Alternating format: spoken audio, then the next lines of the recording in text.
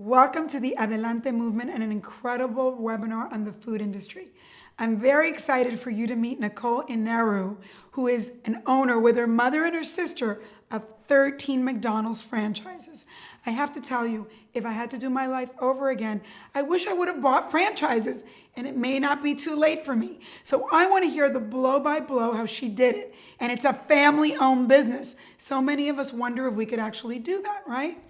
Well, I have to thank the Coca-Cola Company who is sponsoring this incredible webinar and who have been with me from the beginning, and WFF, who the Women's Food Service Forum, incredible organization. If you want to know anything and you're a woman about the food industry, or if you want to be an entrepreneur in the food industry, I want you all to know that this is part of a bigger initiative, 5 by 20, to empower 5 million women by the year 2020. And Coca-Cola is doing that, and we're part of it. So Coke, WFF, thank you so much.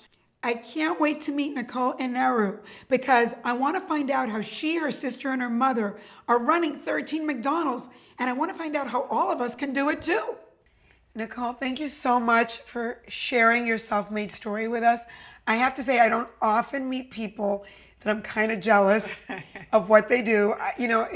Most people wouldn't think it of me because I'm a TV person and I'm self-made, but I always wished that I was a McDonald's franchisee. I mean, I know that sounds, you don't always hear that, but first of all, I'm a franchise lover. I feel like, especially for women like us and women of color, like, why do we have to start a bodega and not know what we're doing and only be the only one that's buying the products, when somebody can come in and show you a way to do something and then you add your extra little special sauce instead of having to start the whole thing from scratch. Yes, I mean, that's definitely one of the benefits of being in a franchise relationship, and especially with McDonald's. I mean, it's one of the best brands in the world. So to have that playbook already there for you, but like you said, when you're an owner operator in that community, that's where you can put yourself into it, where you develop the relationships with your people and the people who live around the restaurant, and so then you have the opportunity to build in that neighborhood. But right, so that they know it's your particular McDonald's. Exactly. When you walk in, they know, okay, this is the owner of this McDonald's. Okay, so we have to start from the beginning because I never see people that look like us owning franchises. I know they're there, but I don't know that they exist. So I think this is very special and important for our women to see you. And I can't believe this whole thing started with your mom. So you have to tell the whole story. Okay. Because you're a second generation franchise owner. Yes. So let's talk about how in God's name, your mom didn't have anything to do with the restaurant business. Correct. How did she and your dad start and go get a McDonald's? Okay, so it's a amazing and very inspiring story. So my mom, actually, her sister, African-American female, and her husband at the time got into McDonald's when McDonald's was really looking to improve diversity in their owner-operator ranks. So this was back in the 80s. My father was a police officer with LAPD, and my mom worked for the state of California. I want people to hear this. Okay. They were not in the restaurant business. They were not at all in the restaurant business. Business. Not even close. Mom was doing rehabilitative therapy. Dad was a cop, and we were living a happy little life. I have a sister. And they thought about it, saw what my aunt and uncle were doing, and said, let's give it a try. Like, what did they do before they did this? They were both teachers. So teachers, yes. Not in the restaurant business. Not in the restaurant business at all. And they just applied. They went online and applied. They had some other friends who were teachers, because at the time, McDonald's was really looking to recruit to increase diversity of owner-operators, and this was all here in the Southern California region. So they were out looking around for people, and so they had some other friends who told them about it. And, to think that my father is from a small town in Alabama. My mom is from New Orleans. Their parents had very little education. So for them to go from that to coming out here to having careers and then saying, okay, now we're going to be our own business people, it's just kind of an amazing story. My mom says all the time, my grandmother is deceased, but she said my mom would never have imagined that I could achieve this in life. So, that like warms my heart, because I think people don't realize, it's great with McDonald's, but there's a zillion franchises. Yes. And by the way, these franchise people really beat down my door and say, find us women of color, find us Latinas, find us African American women, because they know that we are family oriented and that we'll turn it into a family business. And it sounds like that's what you guys did. So, okay, so your parents applied to, but tell me every detail because that's what I think people want to know. Okay. So yes, my parents applied. They decided to leave their job. So for a period, what do they do? They meet you. They introduce you. Apply. So you apply. I mean, I was gonna say online, but that's now. Yeah, probably then, not in the 80s, right? You fill out they do a credit check. They see, do you have money? And I don't know exactly, what the franchise costs were at that time. Less than in the 80s but yes, I'm sure it was a lot less than it is now. So you apply. You interview, I guess. I'm assuming there was an interview. And then there's actually a training process. So they were working still at their jobs and training at McDonald's at night, because until you're actually approved as an owner operator, you can't move forward with purchasing a restaurant. So they were working at McDonald's at night and then doing their day jobs. Once they were finally approved, they got one restaurant in on La Cienega in Washington in LA, and then that was just like the family baby. We went in, it was a very underperforming restaurant. I'm gonna slow you down because I think people want more details. Okay. So when you go in and apply and then they tell you, so just so everybody's clear, they tell you you have to put up some money. And every franchise is different. There are franchises that are very inexpensive. They could be $50,000 down, and there's franchises that are $500,000 down or whatever. How does somebody like your family, how did they get that money? Had they saved it? Did they get a loan for it? How do people like us do this? Right. Some people save it. What my parents did, my dad cashed out his retirement. My mom cashed out her retirement. So they were all in. Like, this is all we have. This is all we have. If we don't make it, yes. They really believed it was going to work. Yes. Okay, and what do you hear, like, from your aunt and uncle? Well, how do other people have that money? They either save, they kind of, get it together from friends or family who may want to, help them. They do what they have to do to come up with the money. So I assume that McDonald's says to you, this is what a typical franchise makes. So they figured, we're going to invest this retirement fund, which if this goes bad, we're all out. We're all out. And at this point, in our family, this was my mom and her sister. So, a huge part of our entire family is now invested in this business. Okay, so you guys end up with this thing, and now your parents have risked it all. Yes. And so they must have had a very good idea. Also, McDonald's must have made them comfortable that in this location, you can make X amount of revenue, which means that over a period of years, I don't want people to think you make back the money overnight. No. Over a period of years, you're going to make that money back and then go into profit. Is that correct? That's correct. So you go in and they give you, you do projections with your accountant to say this is what we feel we can make. But you have to remember, in those first years, you're paying back a loan for the money that you've taken out to purchase this restaurant. So it definitely takes a while to see, any kind of return. And so you have to put money down and you have to take out a loan on top of it? Yeah, well, to operate? So to become an owner-operator, as part of the process, you have to have a certain amount of unencumbered funds that just qualify you to become an operator. Got it. So that's just money that has to sit there. Exactly. Then when you purchase a restaurant, really depends where is it located, what are the sales of the restaurant. So it can really vary on the cost. So then you would, unless you just have that much of unencumbered funds that you can use, most people do, some type of financing. So you take a loan, and I assume the loan, I just want to be detail oriented because I know people are hearing this. Okay. The loan is not just for the restaurant and the buying, and you don't buy the actual land. Correct. You're buying the ability to operate. Correct.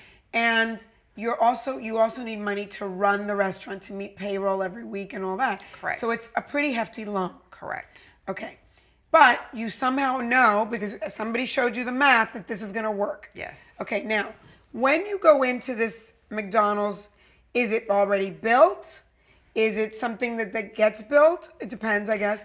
And then what happens? Like, do you get like a manual of how to do this? Well, you go through the training process first. So you already kind of know how to do it, but you don't know what kind of situation you're going to walk into. So my parents, when they bought that first restaurant, it was already built, but it was a very underperforming restaurant. So then that's the other part of it. If you purchase they can take it away from you after so many years. Exactly. But then for the buyer, that gives you so much more potential because you already know what it's doing now, but you know it's underperforming. If I invest a little bit more, then I can really, be able to really see that, see that revenue come in. And you have the machine of a company helping you. Exactly. And so what happens is they go into this underperforming restaurant, turn it around, then that gives them an opportunity to get another restaurant. So within a very short amount of time, I think it was just a couple months, they were offered an opportunity for a brand new restaurant. So built from the ground. They were doing really well. And what did they do right? They were involved. I mean, one of the biggest things is do the people who work in the restaurant, in order for you to be successful, they have to be invested in you. So when you go in, you know who they are, you talk to them, you spend time with them, you show them that you care about them, then they're invested in you, and they're invested in you and your business and making it successful. And that's really what you have to do. So they came in, customer service, and realizing that the people who work for you are your most important customer. Because if you don't have them, there's nothing you can do. I mean, we talk all the time about all the different things that we can do in the restaurant.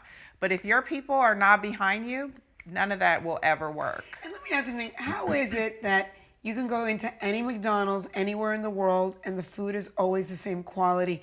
What is it that they train you to do that you get it right every time? Well, first of all, we have, as far as the food, we have very strict standards on who our suppliers are. So there's a whole rigorous, they go through their own qualification program to become a supplier. Those are other entrepreneurs that supply. Those are other entrepreneurs, exactly. So that's another business to go into. And even within McDonald's, I mean, they have such a commitment to diversity. Even within the supplier, within owner-operator, in every level, there's a commitment to making sure there's diversity in all of those areas.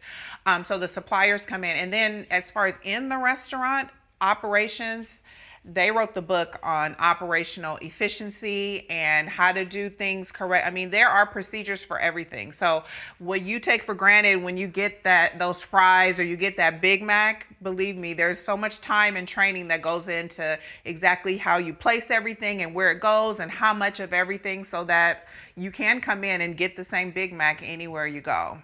Wow. Okay, so your parents do really well quickly. Yes. And they obviously gave it a lot of love. Yes. And attention. And they get offered a second restaurant. Yes. And they were able to get the loan for the second restaurant. Got the loan for the second McDonald's restaurant. says yes. And they're doing well, and it's the 80s, and everybody was making money in the 80s. So they made money quickly, and they were able to reinvest that into the new restaurant. Were they doing well too? They were doing well, very well. They were in San Diego. But they were doing very well at the time. So it was great for everyone. So your mom and dad are doing this, and then something happens in your family. Yes. So unfortunately, my parents went through a divorce. There were some things going on, obviously, in their marriage that weren't working out. And they decided to get a divorce. Now, what was amazing is that my mom actually was able to negotiate in the divorce, get in the restaurants, which was quite a coup. That's a coup. Even at the time when they signed the documents for McDonald's, my mom's name wasn't even allowed to be on the paperwork. Okay, wait. Your parents buy the McDonald's franchise and your mom's name was not on the paperwork. Not on the paperwork. The wife could not be on the paperwork. No. And how in God's name did she negotiate to then keep the restaurant? Because she was good. She was working those restaurants. She was very operationally sound. She was financially sound. And she put together the best proposal to McDonald's of who should walk away with these restaurants. Wait a minute. So you get a divorce and then you have to go to McDonald's and negotiate who's going to end up with the restaurant. Well, in their case, they did. Yes. Not always, but in their case, they did. And she was able to to win it over. To win it over. And she walked away with those two restaurants. He's not happy about that? Well, he's deceased now, but no, he wasn't happy about it. But, things happen the way that they're supposed to.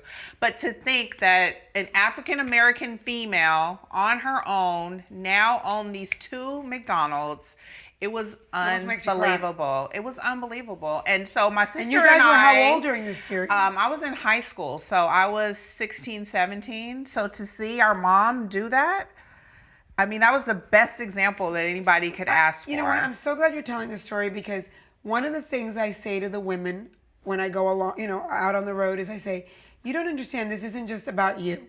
You are passing the torch of empowerment. Absolutely. To your kids. Yeah, absolutely. And if not, if you're just staying home and saying, your daughter is going to marry some guy that's not going to treat her right because she's going to be wimpy, or your daughter is going to be kind of wimpy herself, and your son's going to marry somebody you're not setting an example. Right. That's look at you. You wouldn't have known that you could do this. Right. I never probably. Here you have a woman that's now a single mom. Yes. And with two girls that, and she just took it on. She just took it on, and, whatever she was feeling, I don't know, because she just did it. She had to do it, and she did it, and she didn't miss a beat. I went to college. My sister was still in high school at the time. She was consistently working, and there was never a question that we would ever go to college. So went on to college, and I, got my bachelor's degree, master's degree, and she never, pushed us to get into the business. It was kind of like we knew it was there, but it was never a thing like, okay, this is exactly what you're going to do. But at the same time, we're still watching, we're observing, we're going on and doing our thing, but we're watching her and what she's doing. One thing that really affected me, I was in school when the riots happened in LA in 92. And I was watching TV, and I saw our McDonald's on TV. And I went to Berkeley, so I'm up in the Bay Area, and I look on TV, and there's our McDonald's. And there was a story, a guy who said they were interviewing people in the riots, because it was right there on La Brea and Rodeo, which was right in the heart of everything that was happening. And the guy said, oh no, we know the lady who owns this McDonald's. We wouldn't touch it. And they did not touch anything in her restaurant. She left all the doors open. She let the cash registers open. They didn't break a window. They didn't steal a piece of lettuce. And that just showed, because she was so invested in that community that they didn't bother her at all. So we're watching these things, right? I can't believe it. Wow, they're talking about my mom. It's just amazing. So I finished my studies, and so how proud were you of your mom when this happened? I was in shock. I couldn't believe it, and I'm like, this is my mom, like, the person who raised me, and it was just. I knew that that's who she was, because her life has always been that way. But to see it actually play out, it was unbelievable. So she blossomed even in her empowerment. Yes, absolutely. And if this isn't an example to every company in America, why we need diverse people running these organizations when, we're the buyers, we're the market. Exactly. And you talked about how we don't know that there are people who look like us. Whenever we do any type of presentation, I'm surprised by the people who are like, I never knew that there were African-American people who own McDonald's. And no matter how many times you say it, you tell the story, you don't realize how many people don't know that we exist. So it's important to tell that story. And yes, I exist because my mom was doing it, 30 years ago. So. Wow.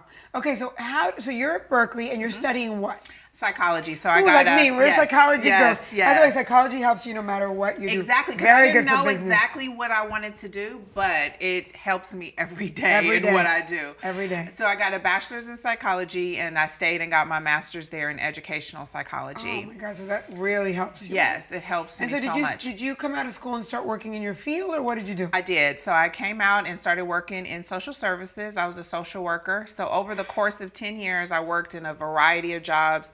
I was a social worker for a private foster family agency. I worked for the County of Los Angeles. When I lived in the Bay Area, I worked for the County of Alameda in Department of Aging. And then the last thing I did before I saw the light, I worked for the court, the Superior Court here in LA. And I was a custody evaluator. So I would go out into homes where people who were getting divorced or separated and couldn't figure out custody plans for their kids. I was the one interviewing everybody and making recommendations to the court about what should happen. happened. So one night I'm up late and I'm writing these reports and I think, I am working so hard. Why can't I work hard like this for myself? And I called my mom and I said, look, Mom, we had never even really talked about it. Like, it was always kind of out there, but never really. I said, look, Mom, I think I'm ready. I think I want to do it. And I told her, I'm up writing these reports and I feel like if I'm working this hard, I can work this hard for myself. And she said, well, let me tell you, it's not going to be easier than what you're doing right now. And I said, but that's okay, because it's okay. I don't mind working. That's not a problem. But if I can invest this amount of work and then get the benefit out of it myself, I'm okay with that. So let's talk about that, because I think women get very frustrated with entrepreneurship. And I don't know why they think it's going to be easier. Like, there's a fantasy, like you're going to work for yourself and you're going to work fewer hours and you can make your own hours. And so let's be really honest. Entrepreneurship is not easy. It's not easy. It's not easy. And it goes home with you. That's it's your the thing. business. That's the thing that I tell people. Okay, maybe if you see me and I'm not in McDonald's every single day from 9 to 5, but guess what? If something happens in the middle of the night, they're calling me. I'm constantly thinking about what's going on. What am I going to do? Planning. So it's not something that, you just kind of clock in and clock out. No. But I think, and that's why I tell women there's a lot of different ways to be an entrepreneur, right? Like, for some people, this isn't for some people. For some people, it's like there should be an entrepreneur. I still think everyone should engage the entrepreneurial muscle, and on the weekends, sell clothes you don't want on eBay, or drive a Lyft or an Uber, or do something, because you better prepare yourself, because no company, all these companies are being disrupted. You could be out of work and you need to have engaged the muscle. But doesn't mean overnight you'll leave everything and you start a business till you really, it's good that you got to see what your mother was doing, because you were not going in blind. No. And I really appreciate not only developing skills by working in social services, learning how to deal with people, learning how to deal with people who may not have had access to the different things that I've had access to in my life, and what works for them to motivate them. All of those skills I was able to take along with me. And then also I was ready. Like, I knew within myself that I was ready. So it wasn't like somebody was pushing me or, okay, well, you have to do this. But I realized, okay, now I'm ready. So then, at that point, I was ready. How did you begin? I began on fries. So wait a minute, you decided you're just going to go work for her and figure it out. Does that mean you quit your job? I did quit my job. So this was actually in March of 2003.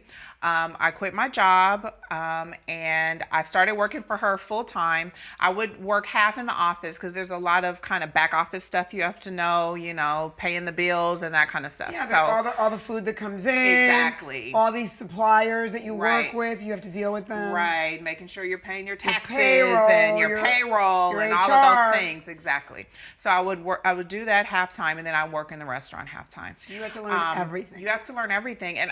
And for me, it was important to learn everything. So literally I did the program. So McDonald's has what's called a next generation or second generation program. So you go through, you do training, but you do everything that everybody else does. So I started on fries. I went through the whole training process, started on fries. I did maintenance. I did open. I did closing. I cleaned the shake machine. Everything that everybody else does, I did it. And it was important for me for them to see me do that, because I don't want them to think I would ask them to do something that I myself wouldn't do, number one. And number two, I want them to know you can't put anything by me. I know what it takes. I know what you have to do because I've done it. And so I went through the whole program. I was a restaurant manager. I went through all the positions. I was a swing manager. I was a assistant manager. I was a restaurant manager. And then I did that in about a 3-year period. And then in 2006, I was approved as an owner operator. It was a little bit different. In most cases, when you go through the second generation program, it's because you are taking over from your parents. So, you kind of put together a plan of which restaurants you're going to get and how that's going to work. It's very smart of them, though. So it keeps everybody in the family into it. Invested, like right? A legacy business. Exactly. So it's not just a one generation business. Exactly. I had the opportunity to go into my own restaurant. So when I was approved. So they offered you another restaurant? They offered me 2 restaurants. So I got 2 restaurants. restaurants at the Los Angeles airport. I'll never forget, May 1st, 2007. Okay, I walk I'm in. getting like a stomach ache. Yeah. Like, how do you? And was your mother cool with that, or was her intention Yeah. that you work with her? Well, her intention was for me to work with her, but this was like a once in a lifetime opportunity. So That they offered you more that they restaurants. offered me separate restaurants, separate from her. So I would, and again, the goal is that you work together with your parents. Well, this opportunity for me, I was going to be separate. So I still work with her. Obviously, we would, she would help me and do different things like that. But really, I was on my own. So I started out as just an on my own operator. McDonald's looked to me for all of the requirements. There was no cushion of Now, did you have having to my put mom. the money up? This situation was different because they had a limited tenure. So I didn't purchase the restaurants. I was leasing them for a short amount of time, which I knew going into, but it But really, it was a way to get started. it gave me an opportunity not only to get started, but to really demonstrate me as an owner operator separate from my mom, because they looked at me totally separately. I was totally responsible. So it was a great opportunity. Going in, my mom has such a great legacy in McDonald's. She's very well known. She's very well liked. I mean, she's just such an amazing lady. So when I would go in and go to meetings and things, oh, you're Pat's daughter. Oh, you're Pat's daughter. And I said, okay, my goal is one day they're going to say, oh, you're Nicole's mom. Like, I'm going to flip it. And it really gave me an opportunity going in, being separate, to show what I could do on my own. And so it was it was the hardest thing I've ever done in my life, but very rewarding for a lot of different reasons. So working at the airport. Now, Working at I the hear airport. from other people that I've talked to that running an airport franchise is the hardest of all the franchises. Why is that? Well, Great traffic, but great traffic, but number one is Limited so much space. more expensive, right? So when somebody comes into a McDonald's, Yeah. it's hard to understand that, okay, but we're a McDonald's inside the airport and things are a little bit different. So there was that.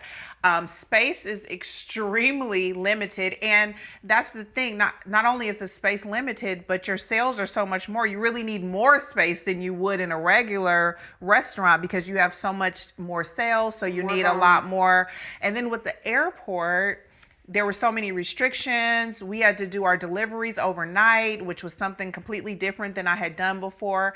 And then all of our employees had to be badged. So even to hire someone, it was a whole process of going through the background checks and getting the badges and maintaining all of that. And then dealing with the airport that's a you have to whole park other far. bureaucracy. You have to park far, but dealing with the airport and all of their rules and it was quite a challenge. And then I had two. So I had to really divide my time between, I would just spend the whole day, every single day there, and I would just walk back and forth from one to the other. And I think probably for the first 2 years, I didn't take a day out. I was there every single day because there was just always stuff for me to do. So when we're talking about, oh, it's not going to be easy, that's the time that you put in, and you have to if you want to build that business. And I knew all of my employees, they all knew me, and so you get the benefit of putting that work in, and then you get it back. and so you're doing all this. Are there moments where you're saying, "What did I do?"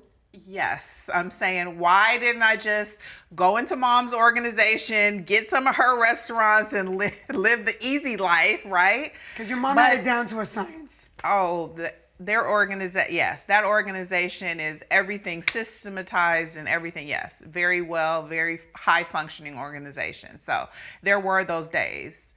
But in the end, it was worth it. So then what happened after that? Okay, so I know going in, like I said, that This thing had a is gonna beginning, be middle, and end. correct. It was a momentary. You're going to running someone else's operation. Exactly. And they're checking you out. Yes, but it gave me an opportunity also because I didn't have to invest any money, that I was able to save money. So I was saving knowing that I would have an opportunity to purchase a restaurant, outside in a regular restaurant. So in 2009, I got that opportunity. I purchased my first restaurant outside the airport in Compton, and that was amazing. I was very excited, and so I started. So at that time, I had the three. experience. So this is another thing we talk a lot with women.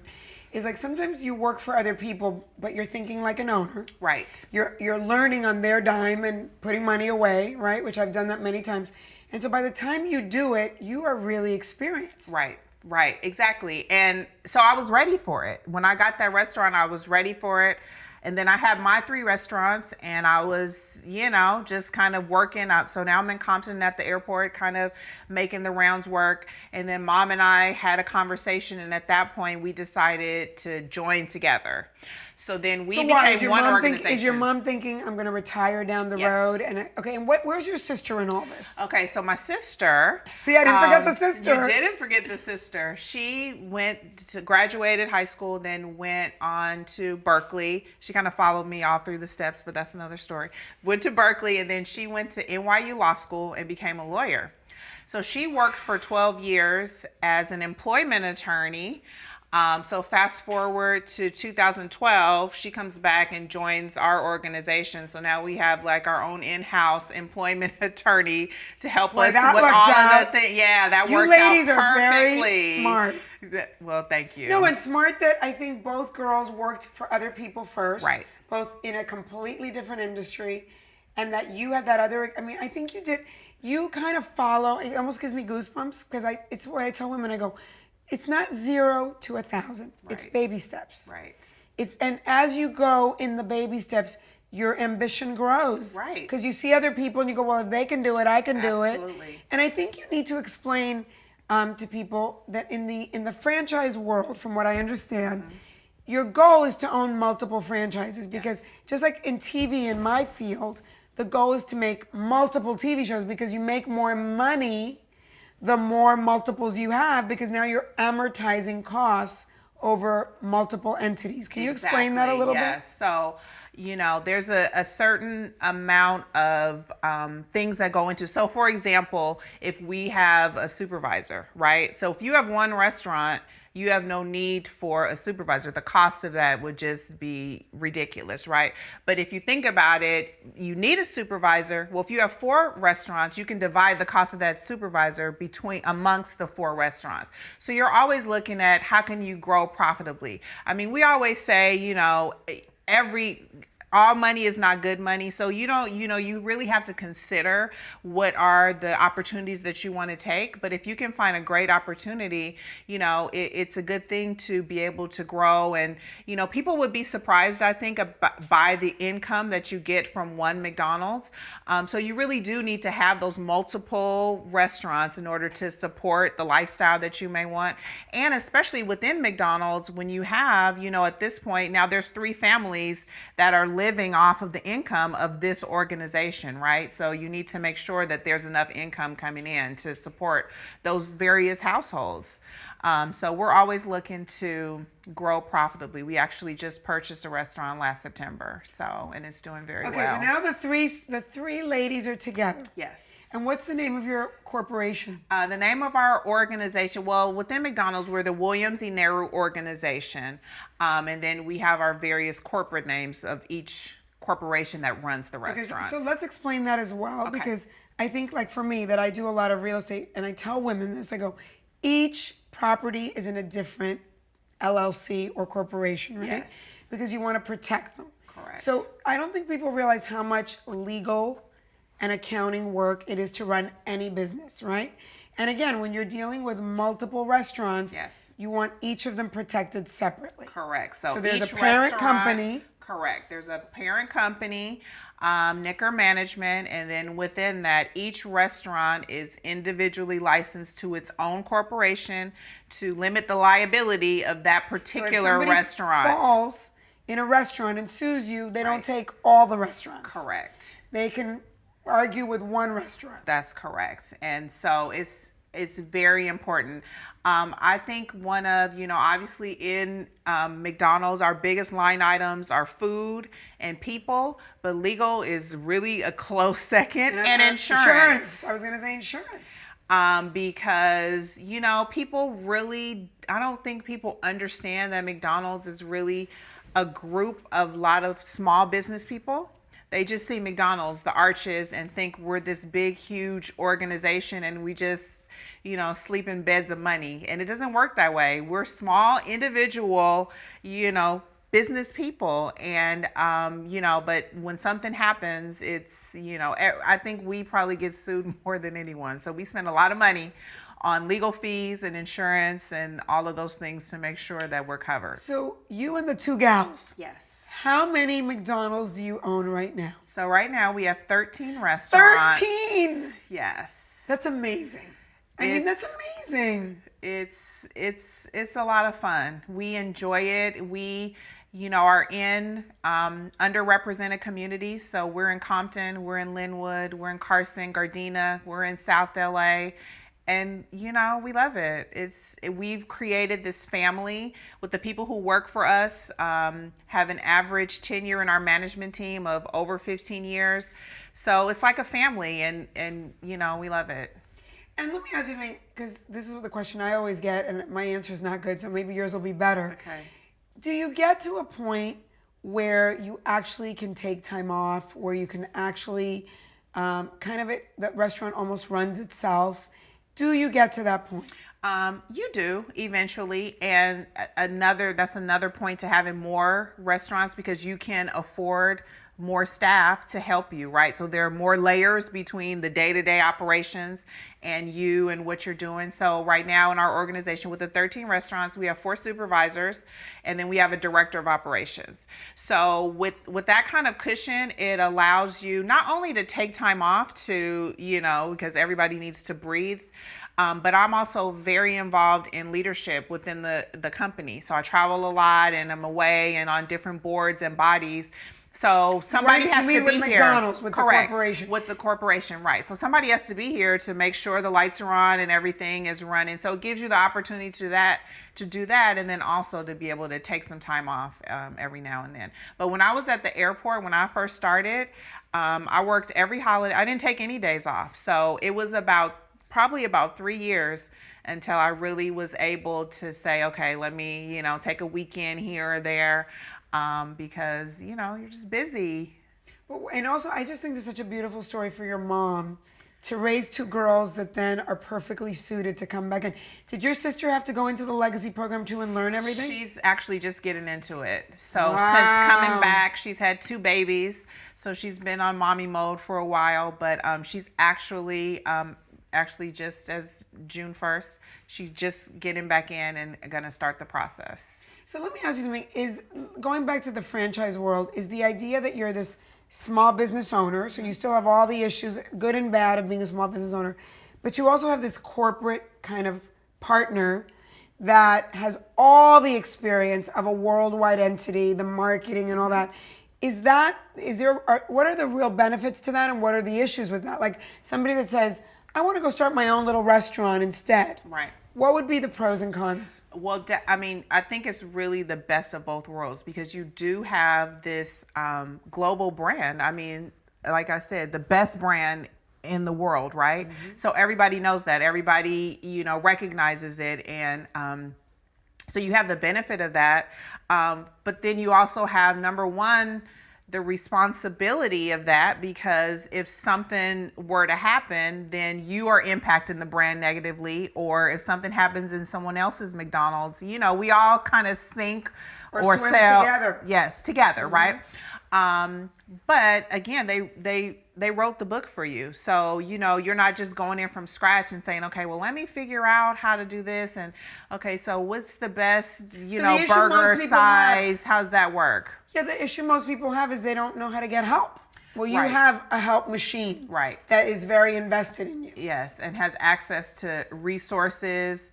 Within each region, there's a regional office that can help you with supporting, and they come out and make sure you're following all the standards. So there's a lot of checks and balances to make sure Mm-hmm. that you're living up to, the brand standards.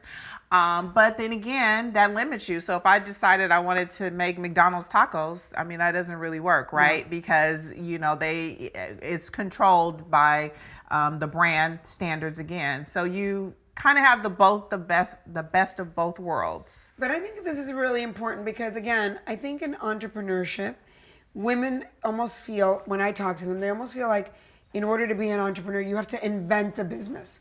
And that's just not true. I mean, that's almost like the hardest way to do it. And it's kind of not the smartest way to do it, because why would you do that when there are so many brands? I mean, like I was telling you, I think right now Chipotle is hot because they just went through problems, but they'll come back. Yeah. How do people find the franchise that's right for them? I mean, not just in the food industry. There's franchises in yoga and tutoring for kids. How do people find out? How would you start today looking at franchises and getting interested? I mean, I think I would probably start in what you're interested in, because just like you said, there are franchises in everything. So I think whatever you kind of have a passion for, there's so much information out there online, or talking to people, or even just going to visit a place that you say, okay, I kind of like this, maybe I could figure out a way to make this mine. Then, there's so many ways to get information. So I would start out with, what you have a passion for, or look like, kind of our story, what's in your family. Maybe there are people already in your family doing something that, oh, okay, maybe you could get into that also. No, and I also think that a lot of franchises like McDonald's realize that diverse franchise owners are important. So those of you out there that are diverse, know that everyone's looking for you. Everyone. You name it, they're looking for you. Absolutely. So I would recommend for people, because I've, since I'm obsessed with this, I've done some research myself, and it's like you go to the International Franchise Association, which has every franchise listed. There's some franchises even that are around the world that haven't come to America. Wow.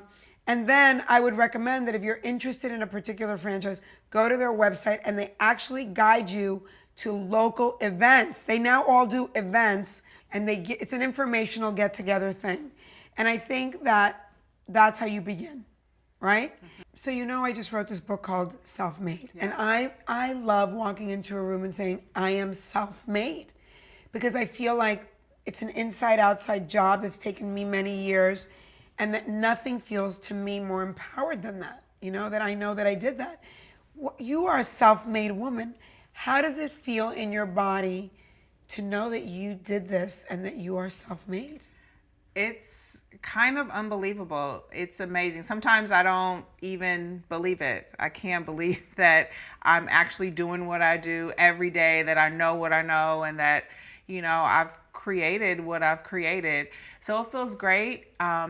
But it also feels like I'm self-made, but with such a great influence. So it's hard for me to experience it without hearkening back to, the influence of my mom and just the great legacy that she's left for me. But how incredible that the three of you are self-made, and that your mom in a different generation did it in a harder way, and that she was able to pass that on to you. I mean, so the three of you, do you guys really understand that you are all self-made?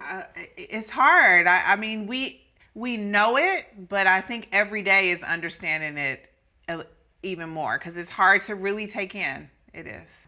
Well, I am just a fanatic of franchises, and I so thank you for your story, because, again, to see someone that looks like us, and to meet the Latinas I've met that are owners of McDonald's, and to really hear also the commitment McDonald's has to women. And I hear it all the time, because I'm on boards with different people from McDonald's, and they're like, we love women because women turn it into their family-owned business. And you are a walking example of that. So I thank you so much. Thank you very much. Thank you, Nicole. Incredible information. I'm inspired to go buy a franchise. There's so much more information out there. Please check in with us at info@theadelantemovement.com. Please shout us out in social media. We want to hear from you. We want to hear that you're liking these webinars. Make sure you stay in touch with us, and we will see you next time on the Adelante Movement webinar series. Adelante!